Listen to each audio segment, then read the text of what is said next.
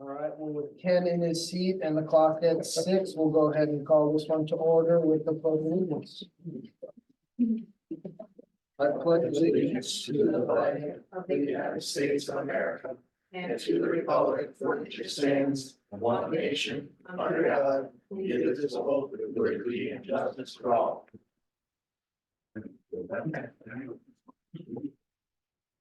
All right, we will start with roll call. Guy. Here. Derek. Here. Ken. Yep, here. Nate. Here. And Jeff is here. All right. So we do have 5 speakers for public comment. I was gonna remind the group, so we are limited to 3 minutes for each. If you'd like to address the board may or may not kind of respond to you, but we definitely are very interested to hear what the comment is. So with that, I think Mr. Keller, is this you with Pep Band? Yep. Yep, go ahead.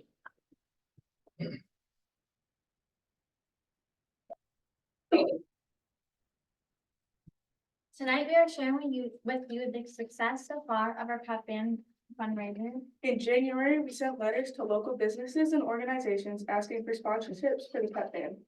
All sponsors will be featured on the back of our pep band t-shirts next year, and platinum sponsors will also be featured on the side of our new trailer. We have so far raised over $12,000, which has allowed us to make several upgrades to the pep band. 4 new stage monitors, 2 new guitar amps, 4 more in-ear monitor systems, a second subwoofer for the pep band sound system, the pep band trailer. This would not have been possible without the support of our sponsors. The bronze sponsors are Julie's Java House, Hyde Music, Forever Home Real Estate with a minimum of $200. The silver sponsors are Schumann Printers, Fall River Foundry, EK Machines, and Elke, with a minimum of $500 donation. And lastly, we have the platinum sponsors, Farmers and Merchants Union Bank, Fall River VFW Post 2219, the Fall River Athletic Booster Club, Fall River Pirate Foundation, with a minimum of $1,500.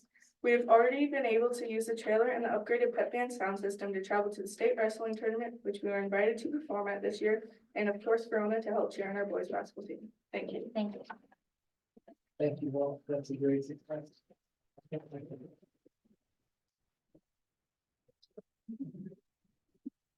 All right, Mr. Bank, CTE Group.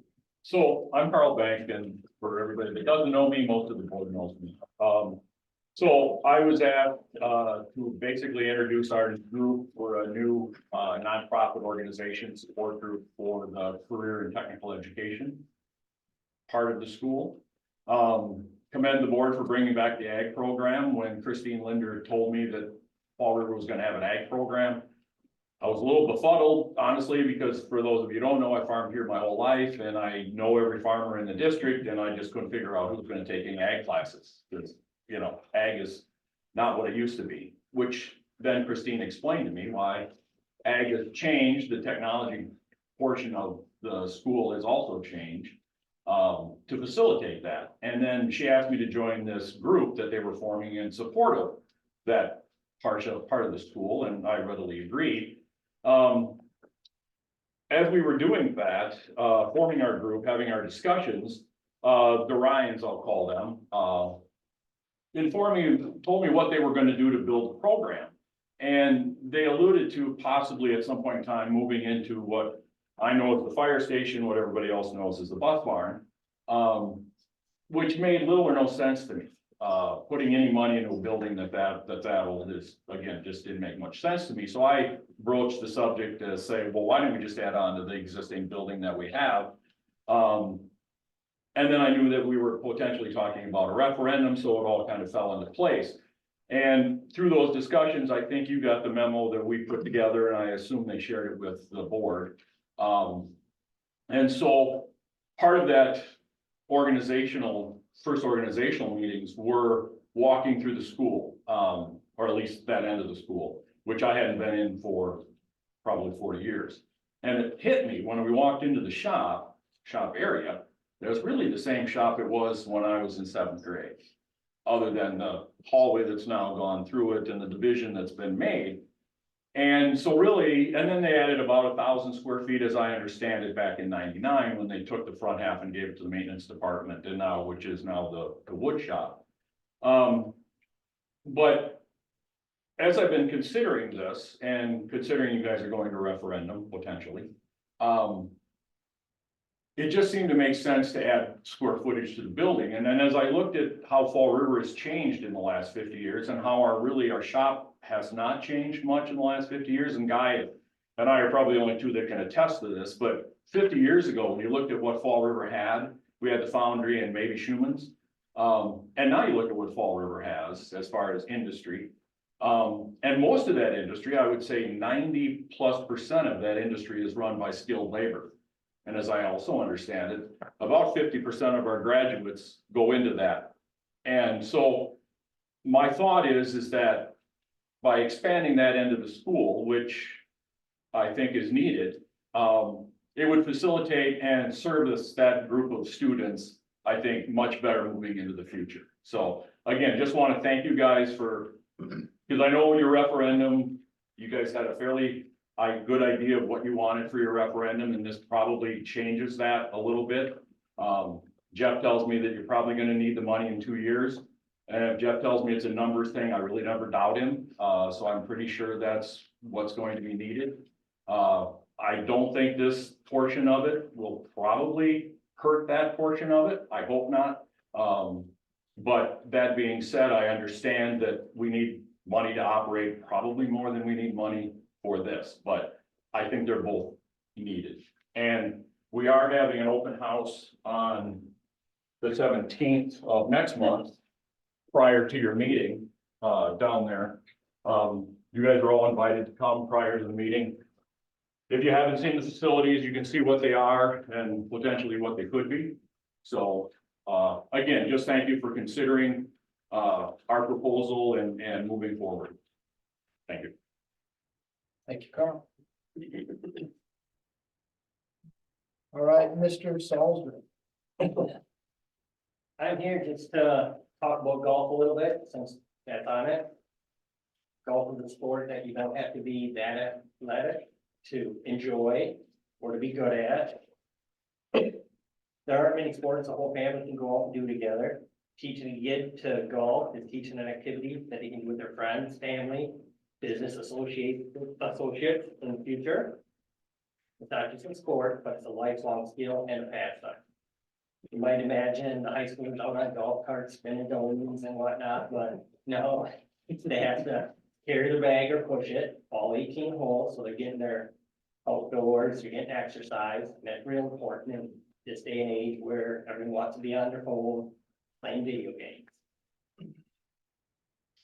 So it's a social sport, because you still have a team aspect, and it teaches respect and discipline. That's what golf is. And I know a survey went out through 8th through 12th graders, but a lot of times they've already determined what they're gonna do. They've been doing it for years. And I don't know if it's an accurate showing. A lot of kids want to see it. And then they're like, oh, it is real. Before they decide, I want to try it. And we also know there's a bunch of middle schoolers, younger kids that are really involved in golf, coming up. The co-op could benefit the school. You get families that are we gonna move or not? And their family is a golfing family. Oh, we can golf there too. It gives another opportunity. We're a small school, so we are limited in what we can do for sports. Going back decades, we've co-op for years. We've done it in football, girls basketball, baseball, gymnastics, wrestling, hockey, cross country, and, golf. Just another opportunity that we can give them by doing the co-op. Thanks. Thanks, Sean. All right, next we have Justin. I'm Justin Gehring. Some of you may know me, some of you may not know me.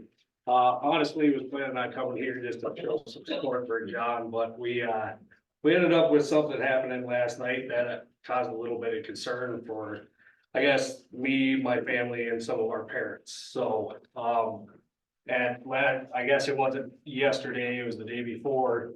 Our kid was, landing, he's 10 years old. He was handed an assignment to fill out in which he was asked questions like, what his socioeconomic status is, what his religion is, what his, orientation is sexually. And I just want to ask some questions about why we're doing that. I guess, who decided that that was okay? I wanted to ask what my 10-year-old child had to benefit for a situation like this. And I guess I didn't understand why parents weren't notified ahead of information like this coming out. And I guess there were some of the parents that came to the school today and talked to the principal, in which they pretty much had been told that it was preparing them for middle school. And I guess I'm curious on what preparation that really provides for a 10-year-old kid. So apologize, I don't normally do this, I'm a little bit nervous, but I can address that if you'd like. sure. I appreciate you coming. I think that's a good thing. You want parents to communicate, right? And I was happy to speak with the parents throughout the last couple of days that we did speak to. Okay. I think first and foremost, parents do need to, I think we need to do a better job of communicating what our lessons are. Okay. And so that parents can preview that, and especially when there's certain topics that are going to be covered. Parents have the right to opt out of those types of classes, if like certain ones, if it's a topic they want to cover at home. Yep. They always have that right. Okay. And so we are developing a newsletter that will come out here in the next couple of weeks that will kind of review upcoming lessons that will be taught in previous lessons. Okay. I think that's an important communication step for our families. I did also review this after the lesson was taught, to be plain with you.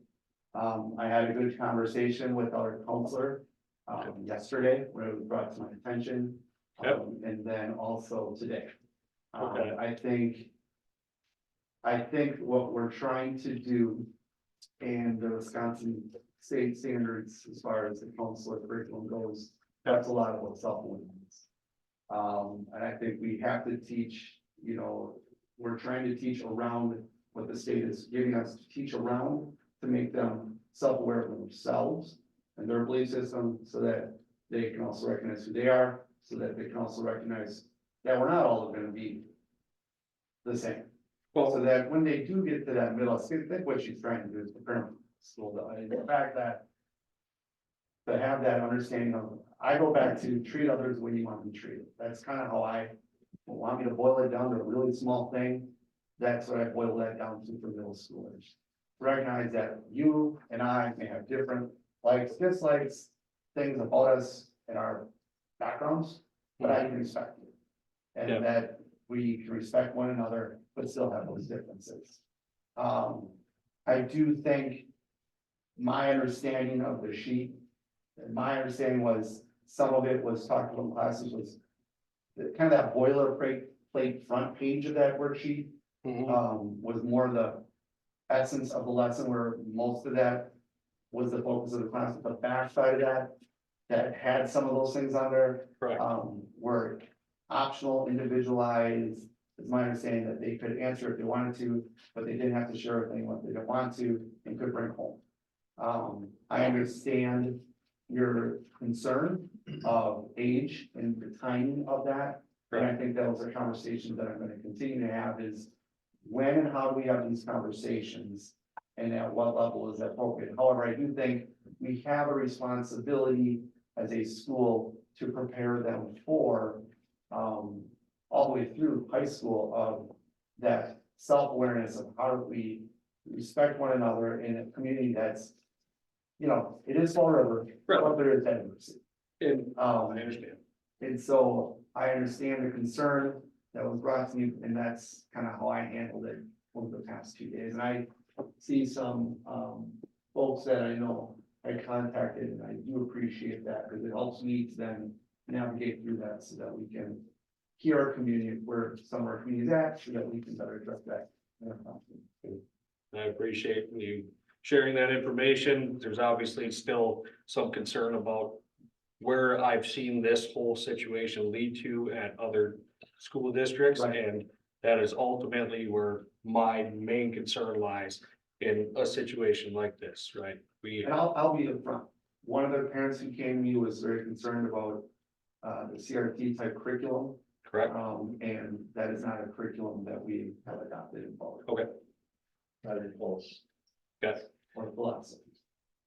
Okay. Well, I appreciate your time. Thank you, guys. Thank you. Sure. Yep. Thank you. All right, and last we have Jake. So, I share the same concerns as the rest of the parents back, I know it doesn't just discuss, so appreciate you taking the time. I think what really kind of threw me for a loop was that we have a sign off for a PG movie Right. for children. Right. But yet, we never seen a sign off for this, Right. where, was there a hidden agenda behind it? I don't know, maybe it was overlooked, but understanding the world we live in today. And Right. exactly to what Justin spoke of with possible agendas for the school district. Yeah. I think these things need to be discussed Yeah. upfront. Give us an opportunity to have discussions with our children. Yeah. So I really don't have anything more to add to that. But. Yeah, and my hope is that that newsletter, the communication piece, we can strengthen so that we do have that opportunity.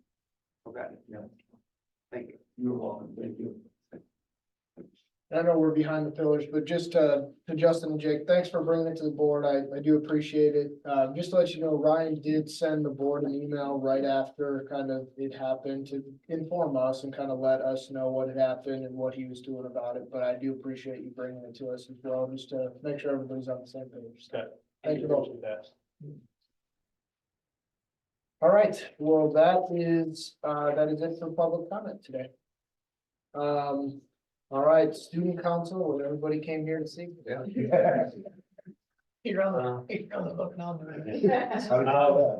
So past few months, we've been planning the cereal box challenge. We finished it last month. There was a video, we didn't win, but video or the most cereal, but the food pantry we donated to is now full with cereal and they're very thankful for it. The winning grade areas that got donuts for bringing in the most for 4K in first grade, they tied. And then fourth graders and the juniors for high school. Then coming up next month, we have the Earth Day cleanup like we always do. All the different grades will be taken out, some by bus and some will walk to different streets around town. And they'll walk the streets and pick up garbage. and Like that. Do you happen to know how many boxes of cereal were donated? This. I'm not sure. I have it on my phone. I'll look up. Awesome. Thanks. Ed. That was easier than you thought it was gonna be. All right, and I believe, thank you, student council. I believe we have Celebrate Fall River. Do we have forensics? We do. Mrs. Howard is our. Is our forensic consultant for both middle school and high school. You're stuck. I'm not, it's all good. And she brought with her. Yeah, so I had the privilege of doing middle school and high school this year, which was awesome to see like the beginnings and the ending years, but Alyssa's been doing forensics for 7 years now. It's her senior year and she's scored like almost completely perfect scores throughout this entire year, so I brought her for her birthday. I'm just gonna come slowly. All right, let us know the name of your piece. All right, so I have a compilation of 3 poems that showcase a timeline of my theme this year was love, so that'll be like the timeline of moving on from a heartbreak. Yeah.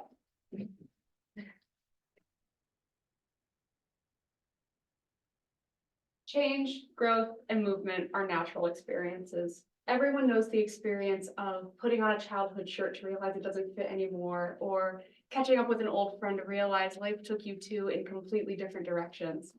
While it is normal and natural to move on from aspects of our life, it doesn't remove the artistic bittersweetness of it. Growing up, breaking up, moving on, maybe some of the hardest situations that everyone has in common. The 3 poems show the timeline of moving on from love and the heartbreak of it. The first poem, When I Lost You by Gary Soto, shows the heartbreak of moving on from love.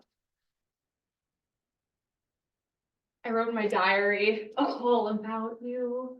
First kiss, second kiss, a hug at the mall with shoppers swinging their bags, envious of our young love.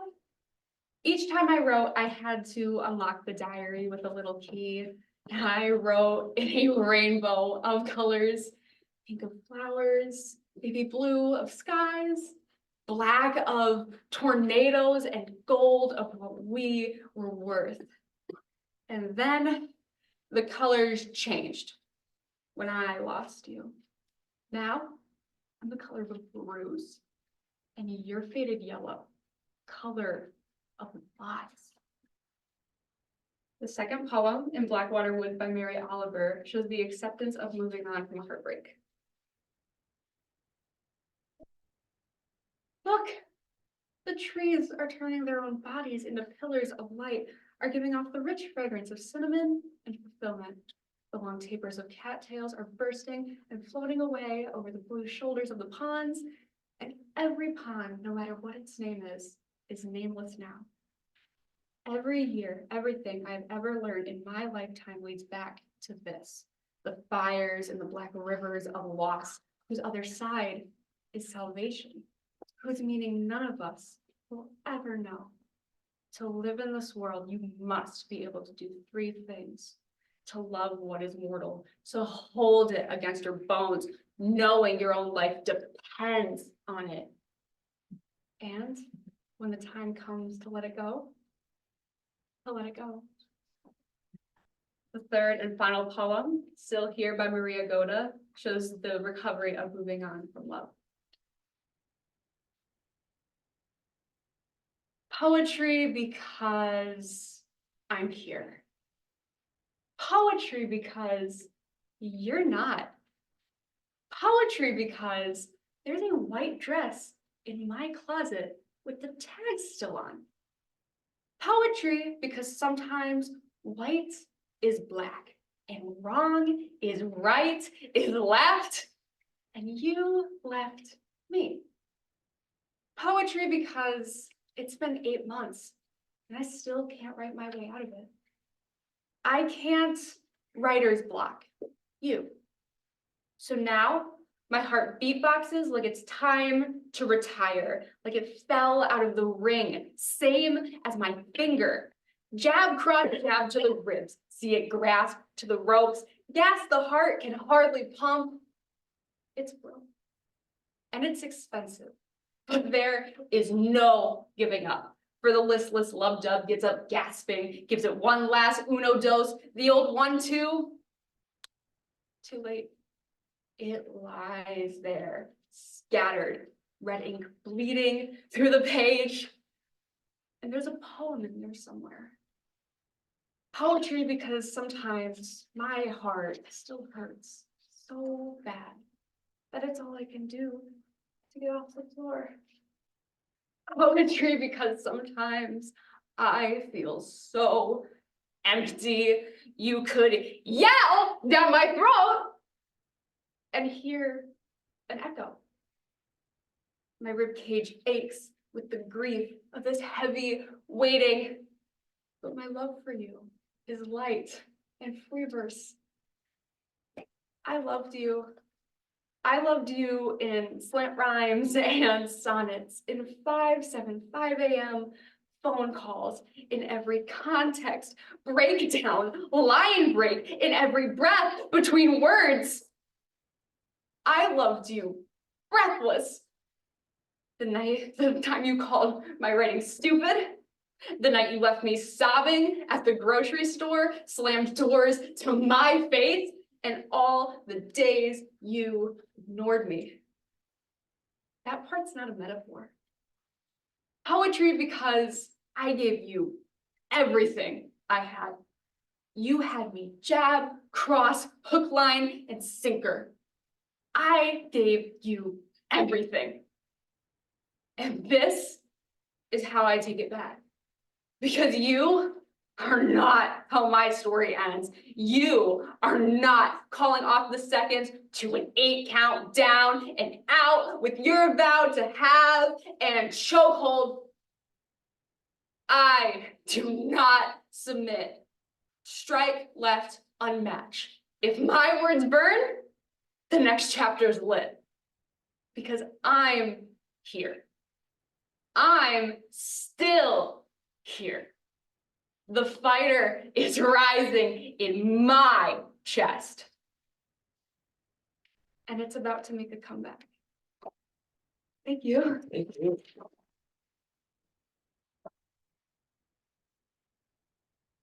Wow. That was awesome. Glad I didn't- That was really good. Yeah. It's a ball.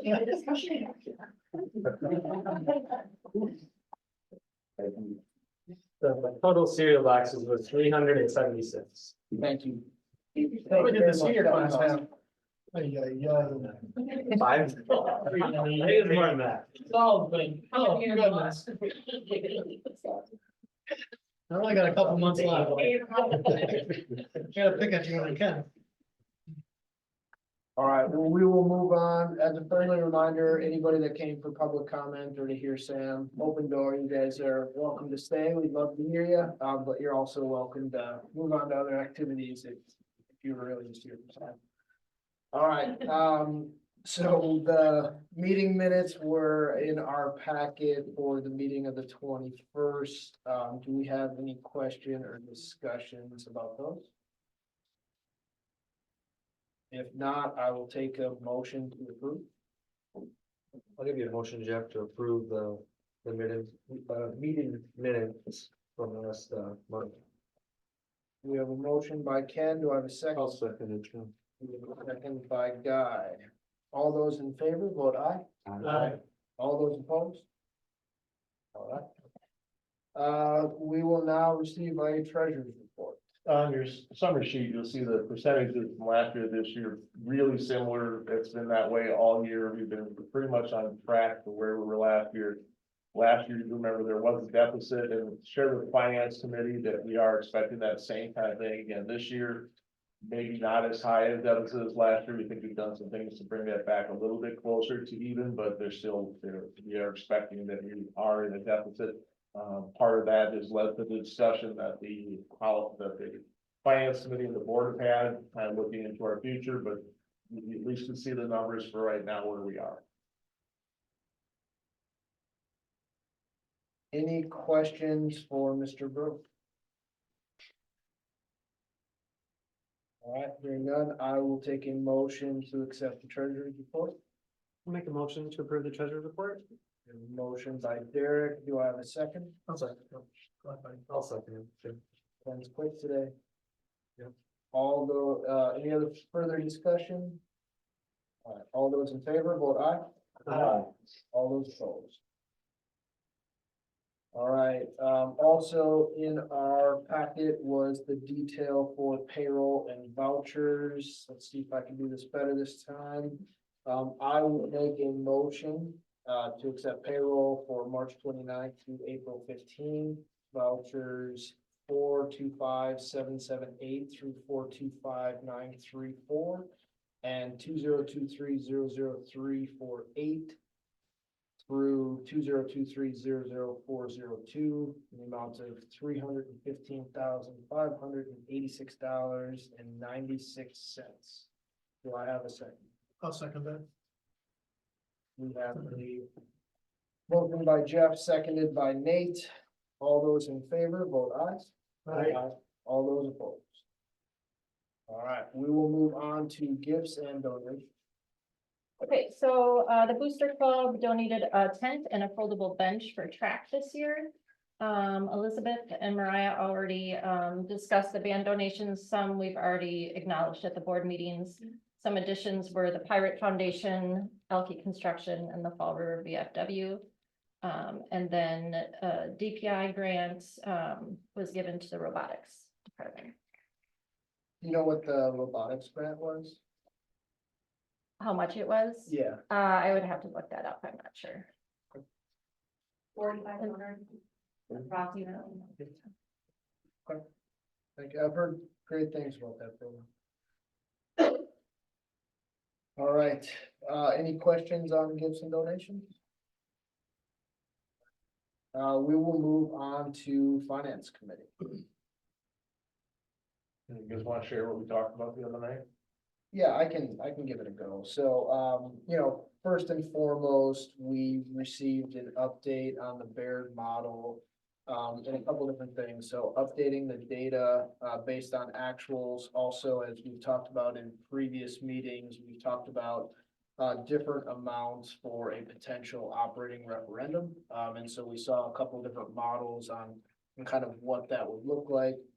We also have the list of needs that was provided by the Building and Grounds Committee previously of kind of what the different groups, you know, needed is from a priority list, everything from HVAC to the pool to things for the tech ed program. So went through that and kind of looked at, you know, and not to say that we prioritized them in order, but if we grouped them into a 3 to 4 year kind of interval, what would that look like? Again, you heard us talk, or Dennis talked in his treasury report about being in a deficit. What does that deficit project out to? And so kind of when you put those two things together, so the upcoming kind of deficit and that projection, plus the list of kind of needs for the school, really where we landed was kind of that 750,000 was the model that we kind of landed on towards the end. Now, we'll talk about this a little bit more in the referendum, but that was one of the pieces. The other piece we talked about, as Carl mentioned in his public comment, we are partnering with Findor to look at what that potential tech ed extension would look like. And so while we don't have numbers from them, we are, and I believe the board put it in the minutes last time, we are going to look for a third party to take a public survey. And so we did see kind of a draft of what that public survey template would look like, but also started to look at what would it look like with two questions. So one being an operating question, one being a capital question specific to the technology expansion. And so while we don't have numbers for that, we did start to kind of look at the framework on how that would be put together and what that would look like. I think, anything else that I missed from finance committee? No, that was well said, and there'll be a little more coming probably later in the meeting, so. Absolutely. Awesome. Any questions for the finance committee? All right, The 750, that was still on a 3-year, 4 year. 4-year? Yep. Yeah, and it was still, again, nothing locked down, but still looking for the November timeframe.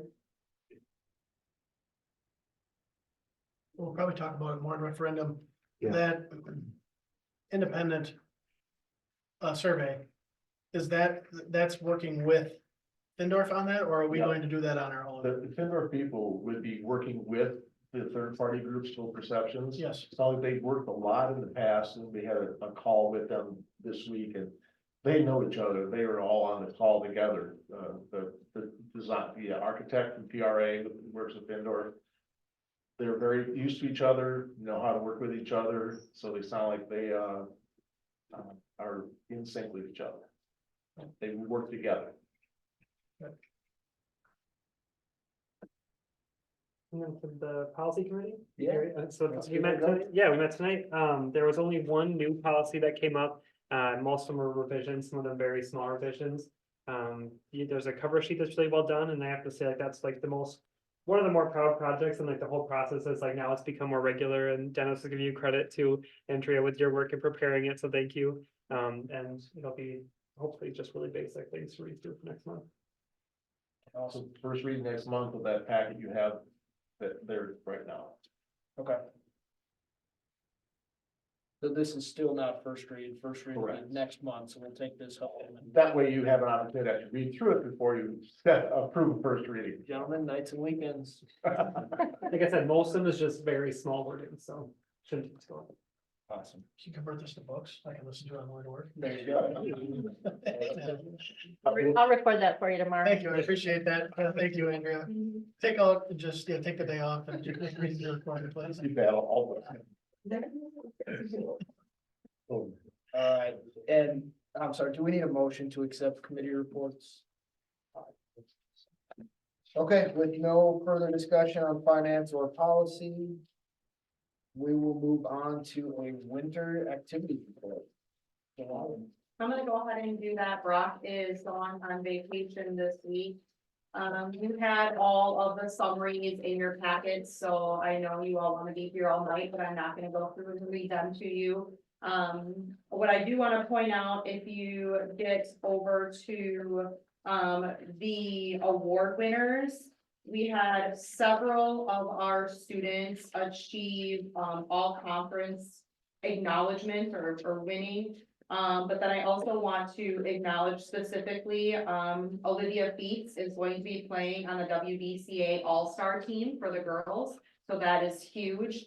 But the bigger thing, for me here is if you look at our academic all-state award winners, we have several students who achieve that, so they're not only athletes, but they're also scholars, and I think that's something to be proud of. Overall, our winter season, our sports teams did very well, and we're very proud of them. I did appreciate the academic all-state on the Facebook page or whatever, that was cool to see, and yeah, love highlighting both academics and athletics, especially when they marry. And thanks, I did read it, it was a good summary, so. Yeah, they were all very good. I mean, they all did really well. Brock also wanted to make sure to thank all of the coaches who helped with the rec programs. So all of the coaches' names are listed in the board packet, but we can't do this without our coaches. So I know many of you serve in that role or have served in that role in the past, so thank you for all of that. So. All right, thank you for that. Any questions on winter activities? You know, you said that Olivia was playing an all-star game. I do know that Shavlik is also. Oh, he is, did I miss that? Yeah. I am Shavlik sorry. Shavlik did It was put just it, a it's on the, Oh, It okay, wasn't on this sheet. okay, so it was just a note. Oh, that's awesome. yep, Thank he you. will be on the all-star boys team. Pretty good. Yeah. Very cool. All right, well, let's move on to the discussion and possible action of the golf co-op. So that is going to be me as well.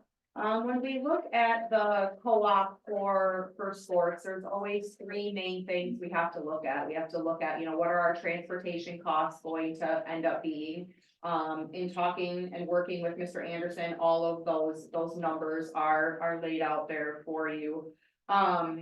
As well as costs for, what's it gonna take to get it started up.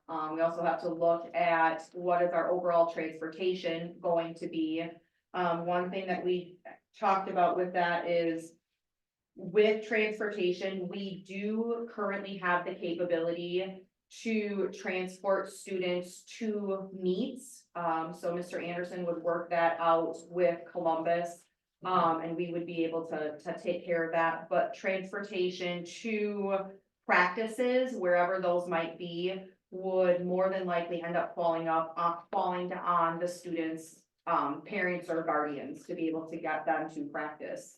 When we did talk about this, that's not necessarily unheard of in bigger schools where you have to get to wherever you need to be. It's up to the students to get there. So that is something that we do need to take into consideration is at this time, we wouldn't have the means to be able to transport students to practice, but we could to meets. And then the third piece of it is students, which you had mentioned. I think it is being able to become as well-rounded as we can with regards to everything is important. Golf allows some of our students who don't participate in more contact sports or different types of sports that we do offer, it gives them the ability to be a part of something, to be a part of a team, to be social. So those are the three things we looked at, and overall, the entire proposal was laid out there for you with regards to the co-op. Now, does administration have a recommendation, or are you leaving that to the board? I think we're kind of leaving it up to the board. The few things to talk about, we don't want to steal players from other teams, just make sure you have enough people. The kids that are right now, Yeah. that said yes to the survey, none of them are up for spring sport this year. So right now, it doesn't seem like it's taking anyone from any of the teams. I can't tell you what the future might be like.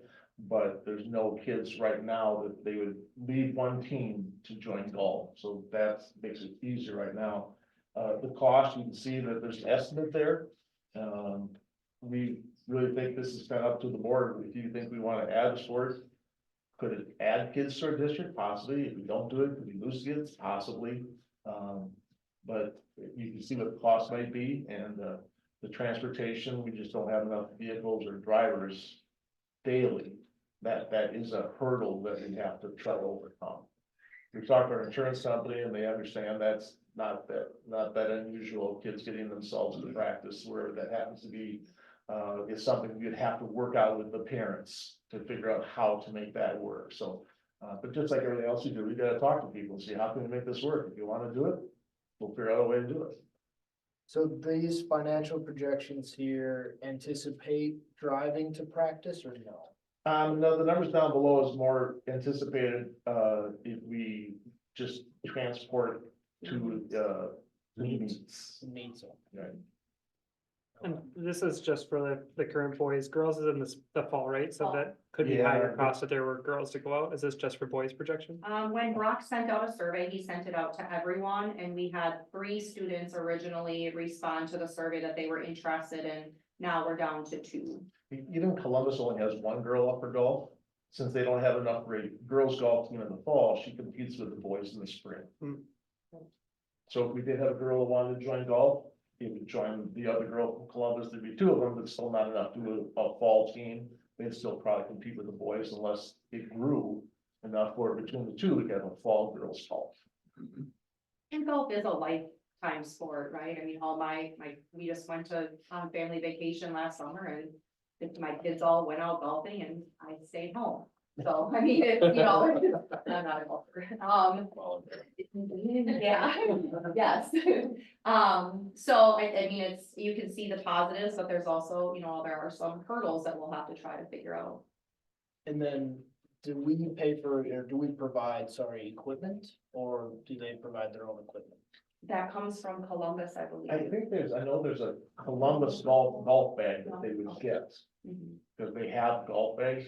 I don't know, I think they bring their own equipment, because you're used to your golf clubs. Yeah. You aren't gonna get a kitchen set of clubs. You can get your own. Yeah. You bring your own, they will outsource golf clubs if needed, but, What about balls, the tees, all that's on your own?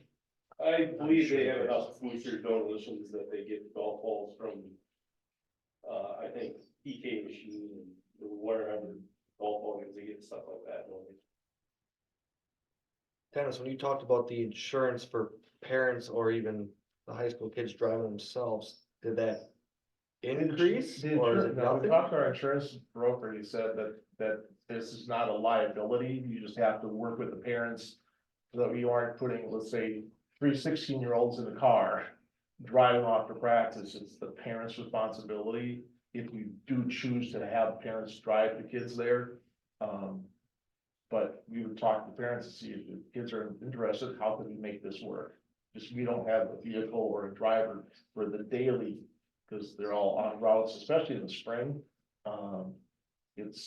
We have multiple teams going many places right now, and we're having a hard time getting everybody to games as it is with track, softball, baseball, middle school baseball, middle school softball. There's 5 teams going places. Brian felt if it was this year, right now, he could cover almost every competition with the bus. And that would actually make it more cost effective for us. If we were driving the bus and having Columbus reimburse us for the bus, than us reimbursing them for the bus all the time, it'd actually be better. He feels like he can cover the meets, And those times, okay, if we're driving the bus, kids get on the bus, over to Columbus, get the rest of the kids. That would be very convenient, that part of it. When would Columbus approve this? They already have, Oh, they already did, okay. yeah. So we didn't bring it to you until Columbus said, yeah, we're okay with it. If they had said no, why bring it to you? But they were positive. So we got 2 boys 2 boys. and 8, what is it, 9 through 12? This is for next year's golf. Oh, Oh, 2025. Right, 24, 25. Co-op's gotta be approved like a year in advance. And then this goes to the WIA board and they say yes or no to it. They will say yes. I would vote yes. I would Yeah, vote- it's already approved, I thought, Ross said WIA has approved it, just here. yeah. This was the last step. It still has to go to the WIA board. As a voting member of the board, I know it. We Yeah. have. Yeah. So I guess I'll start with my opinion. I mean, I don't disagree that golf is a lifelong sport. I love giving the kids as many opportunities as they can have. I mean, I think all that is very positive. I worry about the logistics of transportation for 2 kids, right? And yes, Brian can make it work, but can he make it work next year and the year after? And, you know, just kind of the logistics. I mean, the finances are the finances, right? I mean, they don't scare me. It's more about the drivers and the scheduling, and that's the part that scares me. So I know I didn't say a lot there, but I don't know what other opinions are. John, are you okay getting your son to golf every night? Yeah. I mean, Yes, you would be driving, not yes. Matthew at this point. Yes. Or- Then, okay, But yes, and you think the other Who's the other person, boy, do we know? the other boy, his parents are gonna be? Brock actually mentioned that, we talked, I mean, I wouldn't have a problem with you taking both of them. I mean, Is there a liability for Shelley to take both kids? Is there nothing like that? Not really, it's kind of suggested that we kind of sign a contract with the parent, you take liability, you're responsible to get them there, and then the 2 parents, if it's 2 parents, they work it out, it's up to them. It's really no different than right now, if there's kids going to like a club team Or to travel. practice, that one parent takes multiple kids and goes. I mean, a lot of parents are used to that right now. Irene just said that that's what we already do for track. Yeah. So if the student is 16 years old and has a valid driver's license, They can drive themselves. they can drive themselves too. Yeah, we give Yeah, the that's right. parent the responsibility, and they can tell you, you're 16, drive. Yeah, I have familiarity, my nieces have they play on the Sun Prairie bowling team. And they live in Cambridge, and they're always, I was thinking, God, I wonder if they're driving themselves all the time. I wonder if it was actually legal what they're doing. Yeah, we did drive ourselves cross country back in the day. Okay. Yeah, we verified this with our insurance people, and we felt, yeah, you're okay, this is not that uncommon. Like I say, parents are used to this. And do we know what the duration? Is there could we do it 1 year at a time to make sure it goes well? Are we signing a 6-year co-op? Co-op's usually for 2 years. So even if we had Isn't football 3? 2. I think we approve them every 2 years. 3 too? Yeah, I think it is every 2. you know, knowing who one of them is, they'd be there next year too, but if you had 0 students, how does that work? Then you just don't contribute anything that year, but you might next year. The co-op would be, if the first year it had 2 kids and they're both seniors and they graduated, we have no one the next year, the co-op is still in effect. And if a kid moved in and say, hey, I'm like, oh, hey, you have to have a co-op, go ahead. But it wouldn't cost the district anything. I don't think we would be paying anything if we didn't have a child there. I think the way he's worked this out is, you've got 9 kids, we've got 2 kids, and we should split the cost appropriately based on the numbers of kids we have. We have 0 kids, 0 cost. I don't have a big problem with it. Like you said, Jeff, the money part of it isn't the big thing. The big thing would be the transportation, and if they're willing to transport them. Yep. I don't have a problem with it. I just don't want you to think that somehow we're gonna all of a sudden come up and say, okay, hey, we're gonna transport your kids back and forth to Prescott. I just don't think that money wise even, how much we'd have to pay a driver to sit over there while they practice and then come back. I just think, We've been prepared for that. yeah, I figured you guys You know, would. if there's another parent, maybe you can do a. Switch, you know, one take them, one bring them home, yep. Maybe next, I mean, he'll be able to drive by next, maybe if. Yep. The other one, I know, we have a couple possibilities that didn't. Sign that, you know, like, I know from my voice, I hear a lot. Not everybody reads those and not everybody fills them out. And like John said, they might think, oh, is that really gonna happen, you know, and maybe they will sign up, so. Yep. And with the idea of 0 students, both boys that are wanting, that did sign up are freshmen, so we fit within that timeframe of. Kids should be able to do what they like to do, right? You know, the coach is part of it, and it's a small district, and you only have so many kids to participate in all the sports. You don't wanna hurt other sports, but, you know, you don't wanna hurt the kid that doesn't wanna play the sports that are available either, so it's I mean, I'm in favor for it. We don't, I don't necessarily think we look at the cost when it comes to what the football costs, or, you know, maybe what our, you know, I didn't see any numbers of what it costs for cross country or, you know, co-oping or, you know, any of that. So it's a little, maybe, I feel like it's a little bit unfair for the numbers to, you know, to this. I don't know, I feel it's a little unfair that the numbers are there. I mean, we should know what it costs, it's a responsibility that we have.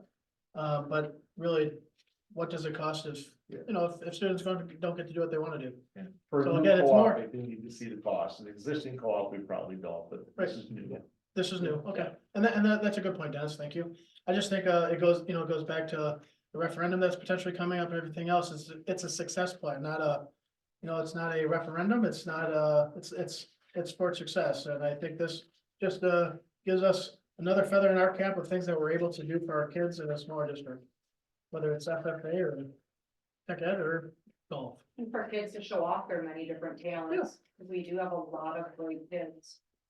And I think momentum will come, right? If we get 2 this year or 2 next year, then people find out about it, you'll get a little bit, so. It doesn't hurt our relationship with the neighbors. Yeah, it's nice that Columbus approved it, because that might not have happened Yeah. 10 years ago, bottom 15. line. Yeah, my main concern coming in was transportation, so if Mr. Anderson's giving a thumbs up, I think we all can respect him, so, with that, I'll pause one last time for any other discussion. Otherwise, I would take a motion to approve the golf co-op. Jeff, I'll make a motion to approve the golf co-op for 2025. Yeah, In 2022. 2024 through 25, 26. Okay. So 2 years. Yep, but. But they're not 24 doing it this year, though. Oh, Well, it's 24, 25. 4 school years. Okay, 25. Okay. For 2024 through 2026. And this is approving also, just to be clear, this is approving boys and girls, so if there's a few girls that decide they wanna come in the fall, okay. Yeah, but they will not have the fall unless I'm they have sorry, at least spring. Probably 4 or 5. they four or probably five have girls to have. before they have their fall league. Right. Otherwise, they'll be with the boys in the spring. All right, I've got a motion, to approve the co-op for 2 years, the 24-25 through 25-26 school years by Guy. Do I have a second? I will second that. I have a motion by Guy, seconded by Nate. Any further discussion? All those in favor, vote aye. Aye. All those opposed? Congratulations. All right. Thank you guys for coming. Make us proud, Maddie. Scratch golf. Well, it could be that random, what is that Beaver Dam girl's name? She's a stud. All right. She's only freshman last year, I thought. We will move on to the 2024 senior trip. Oh, sorry, I was wondering, Kevin, what's your question? Who's that young girl from Beaver Dam? She's like a prodigy or something. Was she only a freshman last year? She was a freshman last year. Give me a minute. Nelson, can't think of her first name right now, but, you know. Yeah. There you go. Probably Tiger.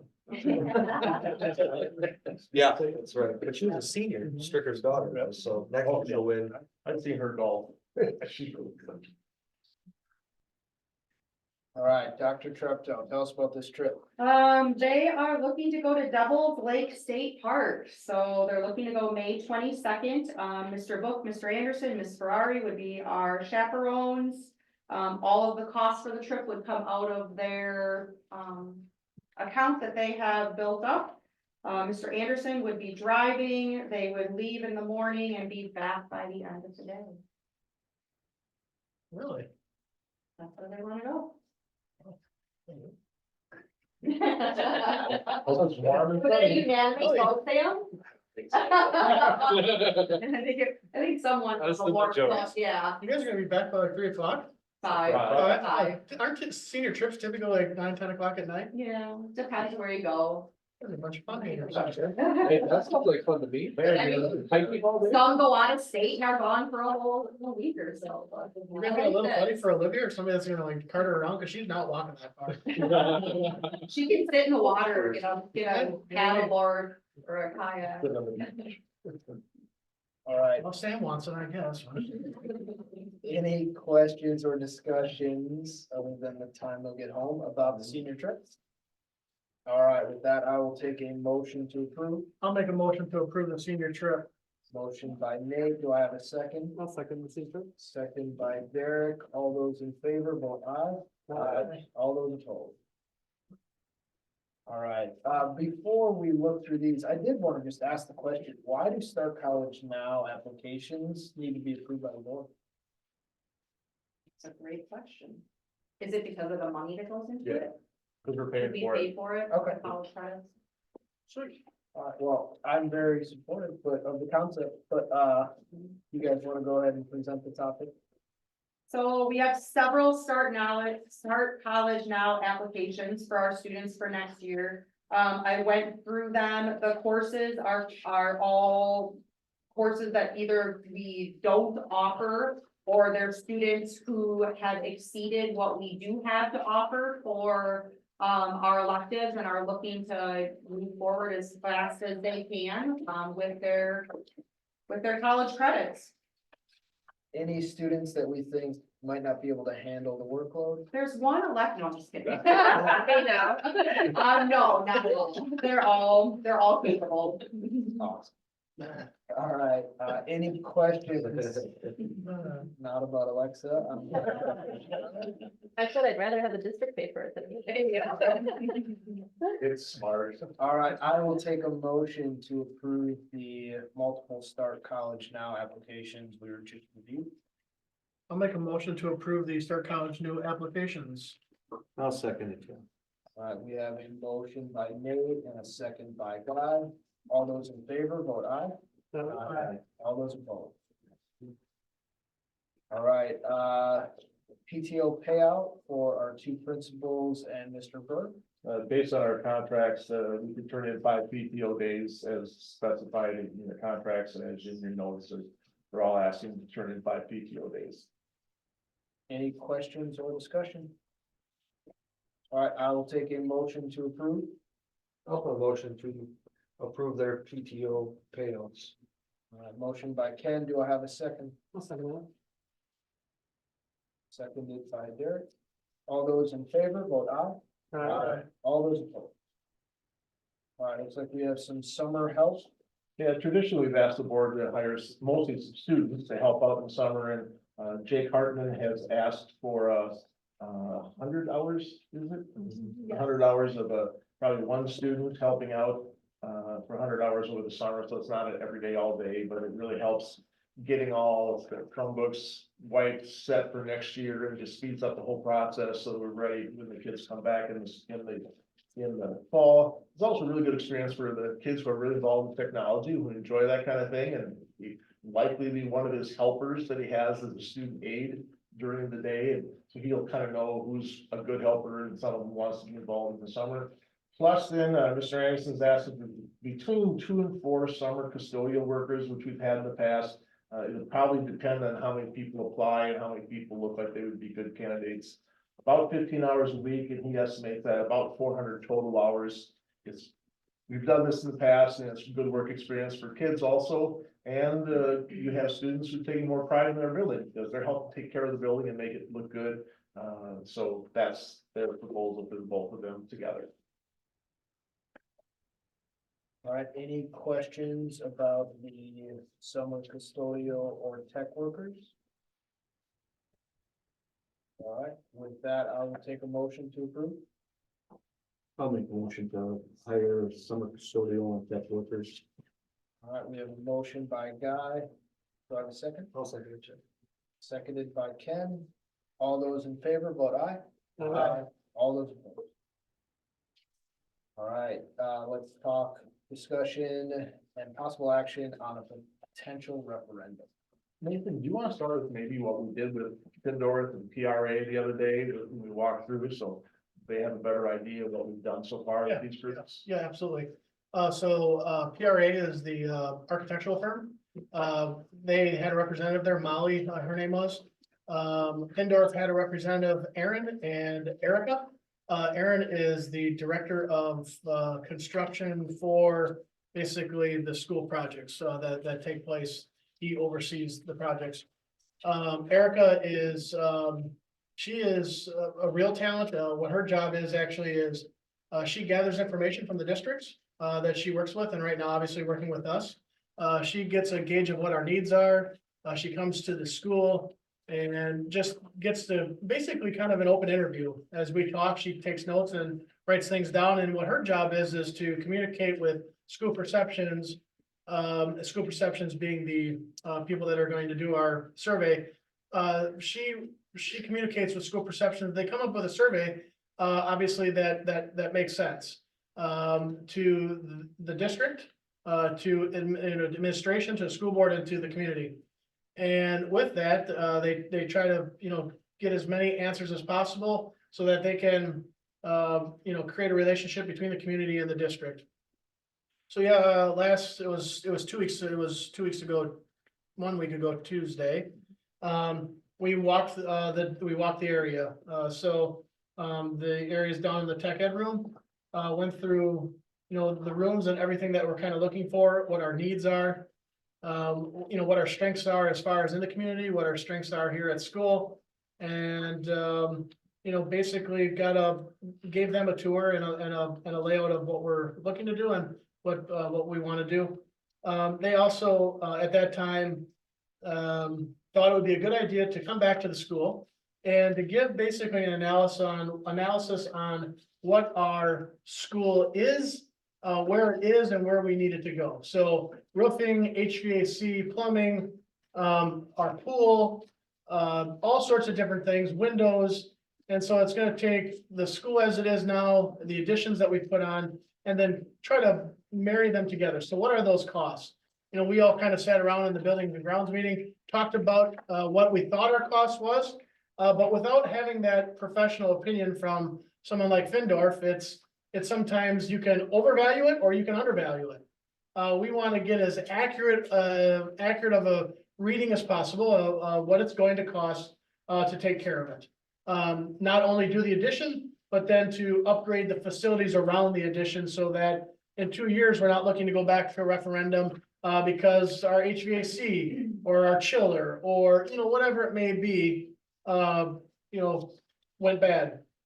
And so they basically wanted 2 weeks to put some drawings together, renderings for where that 6,000 foot-ish building will go.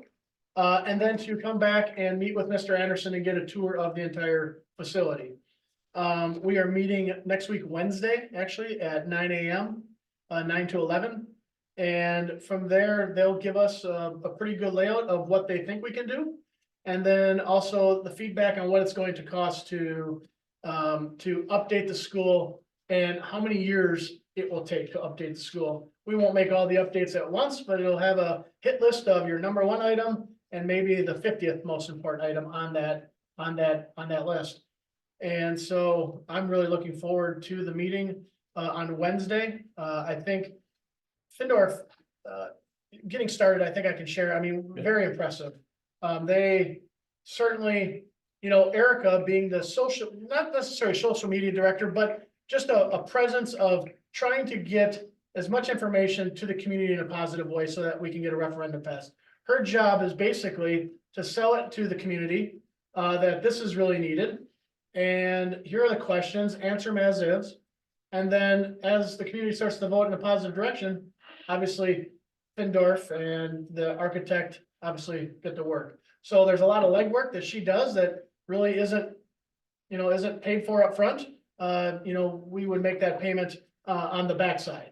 If we can get to a referendum. The other positive thing I think that, or one notable thing to think about is we want to go to referendum in November for both. We'll see what happens in, next week's meeting. Maybe we are looking at a November referendum for budget and maybe an April referendum for school. Maybe we put that out, right? And we put that out into the public. They can start answering the questions. Maybe we'll get a lot of feedback that's really positive. Findorf and the architect both said it is absolutely possible to put enough stuff together to get the referendum in November. That date is actually August 17th, I think. Ready to adopt the resolution. Yeah, so we have to have it adopted. I think the adoption date is August 17th. We do have a lot of work to do to get to that point. We don't want to go too fast. We don't want to go too slow. We're going to let Findorf kind of tell us what that looks like. And we're going to rely on them to be the leaders in that area. And we'll obviously have questions, and there's going to be some social media things, I think, coming out as our kids are working in the areas, so people can start to see the spaces. We're going to do some tours of the building, maybe during school while kids are in there, so people really get an idea of what that space looks like, potentially how tight that space is, and the reasons on why we want to look at doing an addition. That's great. The facility needs assessment is actually coming back this coming Monday at 8 o'clock with Mr. Anderson to go through. And I think Brian has kind of wanted this anyway, to give us more of a long-term, and help us get a long-term plan for everything. So we aren't just looking at one thing and forgetting that there's other possibilities. So with that needs assessment, plus they're looking at the possible tech ed, will kind of give us a plan, not just for right now, but also into the future. But we'll see how those things marry together, and then that'll inform us what we should do, where we're going. And make the best use of our space. When the architect starts talking about certain things, she can really, looking at the big picture space, she can really make your mind run on different possibilities, potentially, just an idea. It's not something that's probably gonna happen, but something as simple as looking at the old elementary gym and repurposing that into a tech ed area, having that facility that's already there to be able to use that to potentially, do something else. They have communities that have filled in pools and made a tech ed area because it was cheaper to fill in a pool, make a tech ed area and put an addition on, have a pool in a gymnasium or, certain different things. So their mind works crazy. And it'll be fun to see what, kind of ideas they come back with and go from there. Sure. They can give ideas and then the board decides what they want to do. And right now, we're kind of looking for, do you want us to continue down this path? Because I wrote an article for our newsletter. The board hasn't decided we're going to referendum yet. We're still gathering information. And one way of gathering information is I told people to look for a survey coming out, because we're going to want to know, how does the community feel? If they're going to go down a road the community is not for, if there's something they're for, let's head that direction. So the beginning of your packet is nowhere near what the survey will look like, but just give you a little idea what a survey could be. Went through this with the finance committee the other night. This kind of gives you an idea that they'll put a bunch of information together and they'll tell people how to take the survey, who it's coming from. We would do a lot of tweaking of the message that's in here and the finances to go with it. And of course, there'd be more to it if we have 2 questions on the survey. So we're kind of going to get through this tonight to say, do you want us to continue the path looking for a possible 2-question referendum, at least going that way towards November, if we can be ready for it. If not, like Nathan said, one of the questions might be bumped into the spring. But this kind of gives you an idea of what a survey might look like, and we've put a lot of edits to this. And the last page kind of is asking people, first few pages is information and how do you feel about this? More information, how do you feel about this? And then the back page is kind of some demographics, so that they could segregate the data, so this is how this segment of people feel, this is how this segment of people feel, and they'll give us an overall, gauge how the community feels about it. I put in another whole sheet of what I sent them, that I'd like to see added to the survey and changing some of the wording. We haven't got a redraft of that. I'm hoping by next Wednesday, maybe we'll have a little bit more, but by looking at a possible facility addition, it will slow our timeline down a little bit, but they still think we could have a survey out there and get information back by the June board meeting possibly, if not July. I mean, if we decide to go to referendum for one or both of these, it wouldn't be a whole really big campaign until fall. Because you got all September, all of October, but we'd start doing some late summer, but at least we have time to do this. If it's a smooth, clean thing, if we come up with a facility study that throws a wrench into this, that may delay it a little bit, but it right now looks like we have a chance to continue moving forward. The next pages is what Mr. Banks talked about with the committee, that you've got all that information, what they looked at. Came with the two Ryans, and you've got that information that they submitted as possibilities at least. So you've got all that and the pictures, and yeah, you got a lot of papers from them. So that's the information that you've gotten so far. I want you to at least have had it so you can look through it already. So our question tonight is, do we keep going? Do we get a survey ready? Do we send out a survey to see how people feel? Yeah, and just one last thing that I forgot to mention in the finance committee update is because of kind of some of the things that we've done in the past, we have the opportunity to, just when you look at the operating referendum, basically hold the mill rate flat, right? So we have enough kind of wiggle room and kind of based on the current model that we believe we can, leverage an operating referendum with a relatively flat mill rate. So I think that's a positive story. Obviously, when we get updated numbers for the capital, that changes that story a little bit, but it also has a longer duration, right? So instead of dividing over 4 years, you can divide over 8, 10, 20, we can choose that at that time. So I did just want to say that because I thought that was a positive story. And also just kind of the cascading of, the operating referendum is, I don't want to say a need, but it's a very important priority for the school. And then, the CTE proposal or kind of the education expansions, a little bit more about growth and making sure that our student population kind of matches the village. So with that, I guess, I think what we need on the board today is just kind of continued support to collect information, to, make inquiries of the public via a survey, and then to make sure that the board is supportive of continuing down the path of 2 questions. So both an operating referendum as well as a capital referendum to support the kind of addition for the technology room and other things. So any dialogue, any questions, any concerns we want to discuss as a board? No, one thing, we talked about mill rate. We're gonna try to hold it level. If we're gonna take $750,000 4 years in a row, there's just not some magic tree out back that we're gonna go pick this money off from. I mean, it's gonna cost everybody something. I mean, I think that you gotta kind of have a number that per 100,000, how much your taxes would be impacted, because it's not free.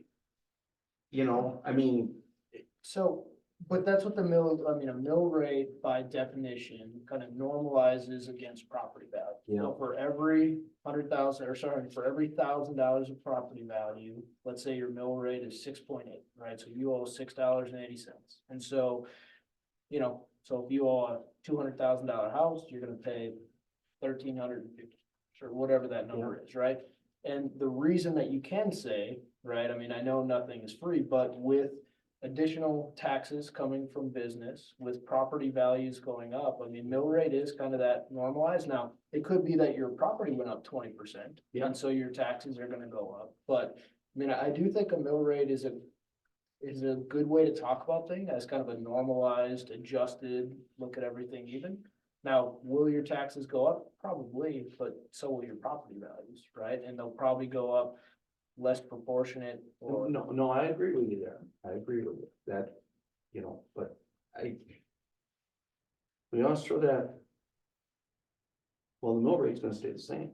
Well, it's gonna cost you, one way or the other. It is gonna cost you. And we want to be honest with people when we're sharing this. We could probably make this where the mill rate would not change or very little change. So that means if your property is valued at, let's say, $100,000 for value. If your property value went up 3%, well, then your taxes for all your property taxes go up 3%. The village, the township, the school, the technical school, whatever, it's all gonna go up that same percentage. So there will be, the increase is how much does your property value go up? If your property value or your whole township or whole village property value stayed the same, it wouldn't go up, but if it goes up, property value goes up, it's gonna go up. And I do think that we're It's very very fortunate important to have goes up. as many businesses in town as we do. Because Yes. they will front Mhm. the big share of it, Yes. you know, but. You know, I don't like people thinking that this is gonna be for nothing, because it's 750,000 we're gonna take from every year for 4 years. I mean, it's just, we gotta be very honest about this. Understood. Any other comments or dialogue? I think we should keep moving forward. Yeah, I think it's do what it. the school, I mean, we're in such a good direction to go backwards now, I think would be a poor decision on our behalf, so. You know, like what Carl brought up right away, you know, half of Fall River is, the industry, and we're graduating, half of us. Let's educate that half a little bit better. It's 53%, it's a two-year college or employment. Yeah, so it's, I mean, it's a pretty important number. And, I think, you know, I've said it before, and I think it's a success plan. I'd be interested to see how the community takes it. I think there's something to be said that the athletic complexes that we built, certainly, kids, there are more kids staying in Fall River since that got done. There are more kids playing sports. There was kids that were from Fall River that were in Columbus that came back to Fall River. That is a fact. I think that the complex brings people in and keeps them here. School is a business, let's face it. It costs money to run the school. We just approved, payroll for the next month. But I also think that the CTE, could also, bring more kids in. I think that, if we take the CTE program, we're taking it seriously. We got great teachers. We have a nice facility. We could do a lot better. I think that if we look, ahead in 8 years from now, like we're able, or 4 or 5 years from now, like we're able to do with the last referendum, I think you would see that we're gonna continue to grow, and, maybe not more kids coming in, but more kids staying here. Potentially more kids coming in, so I am 100% for going forward and see where it goes. Can I also add that I did talk to the owner of the corner down there, and he is amenable to sell. Not immediately, but I think that should be brought into when you're thinking about money that you may have to spend. He's not opposed to having a right of first refusal, having the school have a right of first refusal, that anyway you get a seat at the table, it doesn't just get sold without your knowledge. So I think that should be something that should be pursued. The one thing that wasn't mentioned that I did want to mention, potentially that there's also parking lot space. That I think, any game you go to, whether it's here at the school or up at the facility that we have now, parking's tough, and it's not necessarily the safest either. There's been times where I've parked in the Tech Ed parking lot right there because there's nowhere else to park. So that should also be something, the safety of people getting in and out of school and, away from events. We got all these cars parking on the sides of the road. It would take one person to walk out between cars that somebody wouldn't see. And, it would be a pretty horrible thing. So that's also something that we're talking about. At first, when we talked about the buildings, we were potentially thinking that driveway where the teachers park now. That isn't the space ideally that we would put this building. But I still think to grow our parking lot spaces is something that should be seriously thought about also. All right, well, with that, does somebody want to turn that into a motion that we will continue to pursue and gather information regarding the two topics of an operating budget or operating referendum and a capital referendum? Yeah, I'll make the motion to continue talking about the potential referendum when it comes for an operational budget and for a facilities budget or referendum, capital, sorry. We have a motion by Nate. Do I have a second? Go ahead. All of us want to, Jeff. Yeah. Second by Derek. Fastest. Any further discussion? All right, all those in favor, vote aye. All those opposed. Can I ask one question? You know, so like on the meeting on Wednesday, I'm going to be there. What response, I mean, I want to keep board members up to date on what's going on, because not all of them are not, they're not gonna be able to make it. I'm able to share the information freely, one-on-one Absolutely. with them. I can't do it in a group, but I'm able to share.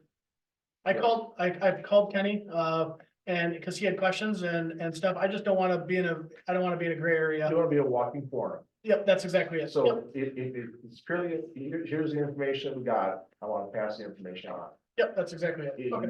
would be good. Whatever share with Ken, if you don't personally talk to the others, email them so they get the same information Ken got. Yep, that's it. Just purely, here's what we learned today. Not, here's what we should do, here's how we should vote. Right. Here's what we learned today, so you all know it. Okay. But would it be a quorum if it's just information? I think we were okay with just sharing, here's what we learned today, Yes, not my opinion. Yeah, so you could put it to the whole board. I could. I just can't get response. I just can't get response. from Yeah, anyone. just so it's Right. fine. That's, yeah, I just don't want to be in a gray area where somebody, you know, we're down the road 6 months and we had a quorum on It's something. no that- different than if I email you something or Ryan emailed you this week. Right. Just don't respond or individually respond Yeah. to the person. Okay, I Not just wanted to as a hear, group. I just wanted to hear that out loud, so we're Yeah, good. don't do a group reply. So then it looks like we're doing business through email. We don't want that. No, absolutely not. Yep. That's a good question. Yeah, thank you.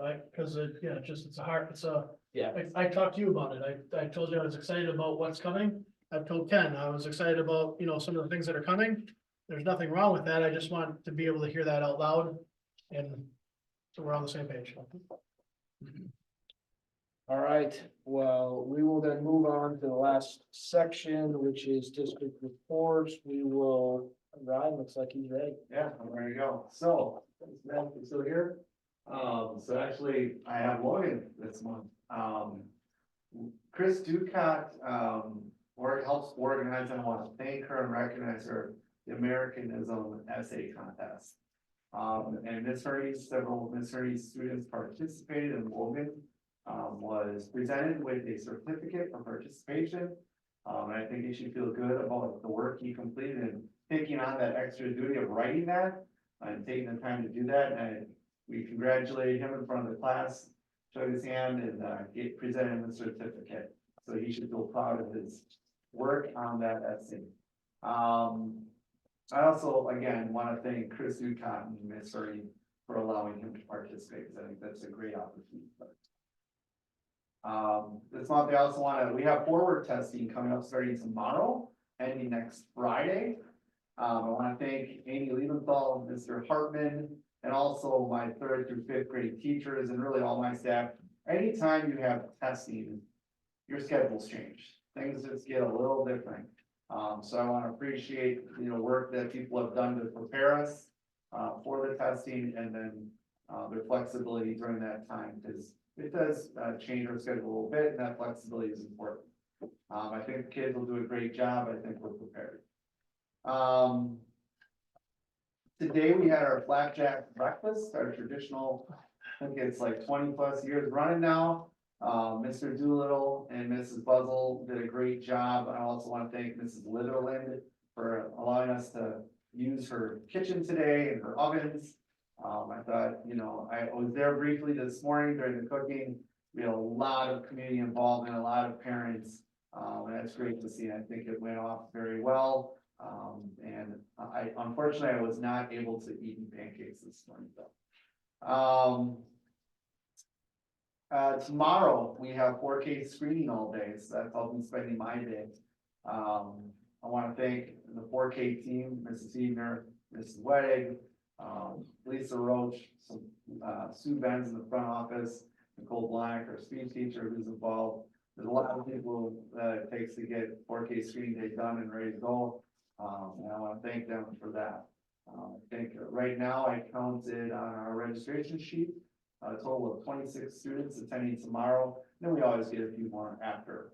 So I think we're in good shape for tomorrow. So that's my report. Any questions? All right, thank you. Thank you. So like Ryan talked about yesterday, we had the pre-ACT secure and the ACT for all of our students in 9th through 11th grade. The fun part about ACT and our state testing at the high school is that it's all very regimented and timed, and we're stuck to a strict schedule. So I also want to thank all of our teachers for their flexibility, because we don't have that luxury, 9, 10, and 11 to be able to spread out our testing over the course of multiple days, over a couple of weeks. So everything from shutting the bells off to moving breakfast and all of that, our staff has been very flexible and the kids have been great. So we're moving on. Like Ryan said, we'll start elementary forward testing tomorrow, and then we have middle school forward testing starting April, I wrote it down, April 9th. So we've got a little bit of window there before we start our middle school testing. So I just really want to make sure I thank our staff for their flexibility and understanding. I have been spending some time this year, working with the WIAA Conference Realignment Task Force. Last September, I was approached by Melissa Gehring through the WIAA to fill a vacant position that was open on that task force. We've met 4 times already this year, and things got a little contentious. And so we have another meeting, April 9th, to be able to talk through, some other things that the board sent back to us. But I wanted to let you all know, just because my participation in that team or in that task force has really broadened my understanding beyond just as a parent of varsity athletes. To understanding, athletics from a school perspective and what it all goes into it. So I've also spent a lot of time with other athletic directors, principals, and superintendents from across the state. I believe there's 16 of us total on that task force. Just to get outside perspectives on what's going on in their schools, how are they doing things, and how things go. So it's been very eye-opening, for me, and I plan to stay with the task force, for another term. So this would finish my term for filling in, and then I'll continue with that project or those activities. The last thing that I had is Miss Ikeda and Mr. Crombie are working. We're always, even though we're a K-12 building, things are different in elementary and middle and high, and we do have some distinctness there. And so they're putting together a task force also, if you will, or a panel discussion, where the 5th graders will be able to talk with some of the current 6th graders and just say, what was the easiest? This is what I learned. This works, this doesn't work, try this, just to kind of ease a little bit of that anxiety for that transition between our 5th and 6th graders. And that's all I have. Awesome, thank you. All right, Mr. Burke. Yesterday, Andrew and I met with the insurance broker for health insurance. And in our Baird model, we try to be as realistic as possible, not overly pessimistic or optimistic. So we put in 5% for our health insurance increase, and they came back with 4.9%. So we were really tickled. The numbers that are in our model are really what we are now expecting. Although we did ask them to go back to courts with a couple of proposals that possibly could bring the premium cost down a little bit, not that a little smaller increase, a couple things that would benefit our employees, and if we could do this, maybe they'd give us a slight break. So we'll talk more to you about that when we have that approval. I don't know if that'll happen at the April board meeting, that's only 3 weeks away, it might be the May board meeting, but anyway, that came out pretty well, we were happy about that, not getting a high increase. The dental insurance, we've done the self-funded this year, at this point, we don't know exactly where we'll end up in September when the plan year is over, but at this point, it looks like we're gonna have a positive fund balance in dental insurance by the end of this year. We are probably not gonna make any changes because we haven't gone a full year cycle yet, but it looks promising at this point from the information they gave us. We did our tornado drill, last week. I've been a believer that the state tornado drill time is already tornado season going for a month, so we don't wait for the state tornado, drill time. We already did ours. An update from a tech, Jake Hartman has, added an endpoint protection to help us avoid issues that some districts have had. I've had friends whose districts who had their information breached, so they got into the system and that it was really hard for them. So Jake added a new protection at the endpoint where he's not as dependent on Andrea. Someone gets her passwords and she finds out and then sends it to Jake. It's more where he is likely to get the warning, not just Andrea get it and then have to tell Jake. He would get it firsthand. So the scanning has maybe slowed the computers down slightly when he's looking into how often it's scanning, but it's a better endpoint protection and information to him, so that if we did have someone try to hack into our system, he may be able to shut things down quicker than if you had to wait for someone to say, hey, over the weekend, I got this, and it's already Monday and something's happened, because usually those things happen over the weekend. So he's been very forefront of trying to help protect us from being that school district that everyone hears about that has had those things happen. So that's a new addition he's added on. I talked financial in the fourth one. We've started our little touring team. The 4 of us, plus Colleen, go visit every teacher or every department and talk about their budget and their needs. And we started today with the first 4. I think we had 4 budget meetings today. Tomorrow there's 7. So we're going to meet with everybody, get their input, talk about what their needs are and what budgetary items they have left to spend this year or where they stand, so that we can get an accurate view of what each department's needs are and how we can fulfill them and how they fit into the budget for the rest of the school district. And I just want to say that Jennifer, it's really nice that she's also on the WI. It's really unusual for a school our size to have 2 people involved. Definitely Fall River's getting a voice in how things work, so it's really nice for us. Sorry, just real quick on the the budget meetings. I mean, you hear the stories all the time of teachers spending their own money for classroom supplies. I mean, do you hear a lot of that with our school? Do you think the teachers have what they need? I think we've decreased that. The first year we weren't here yet, but you went with me, especially elementary, and said, what are your needs? Because many of them had a budget like this. And we said, our goal is not to have you spend your own money on something. So we've increased the budget, especially in the elementary, where that's most common. You probably still have teachers spending out of their own pocket. We tell them you don't have to. You can submit that and get yourself reimbursed if you did buy something at Walmart this weekend, because, oh, I need this for my class. So we try to get that message across. I don't know if you think people are still buying out of their own pockets or not. I think, when I was a teacher, there are always some things that I just did and, there's always the tax question on tax day, what did you contribute, $250, whatever that question is. There's always a little something, but I try to, if teachers need something, my thing is I try to talk to them about, where's your budget at? Do you have a budget? If they don't, I know there was a grade level who had some supplies they needed. I said, I got it, I'll take care of it. Because they were already running things. So, I try to use my budget to also supplement if they don't, it's not on, and it's not an unending number that, you can do that for, but I try to help when I can. Okay. And I think we have increased, there was one meeting today that we're actually, the individual said you can decrease it a little bit. So, we've had it both ways now, a little bit. So I think that's a good signal to me. My takeaway with that was, we're meeting the need and we're being flexible and, we can lower it for that one a little bit and then we'll raise it for that one a little bit if it's needed.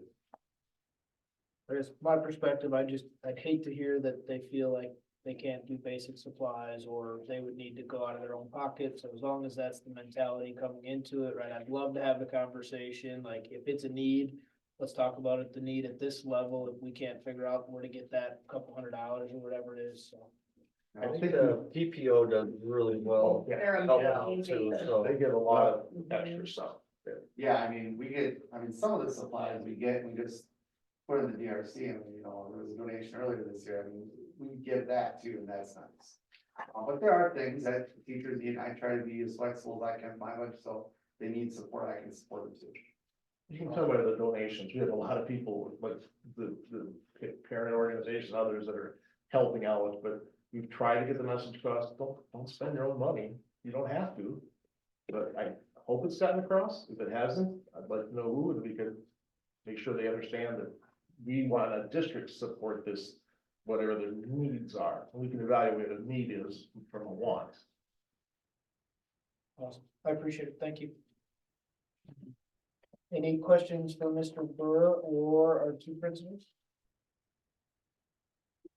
All right, well, with that, I will take a motion to adjourn. I'll make the motion to adjourn. Second motion by Nate, is that Ken? Yep. Seconded by Ken at 7:36. All those in favor, vote aye. Aye. All those opposed. Thank you.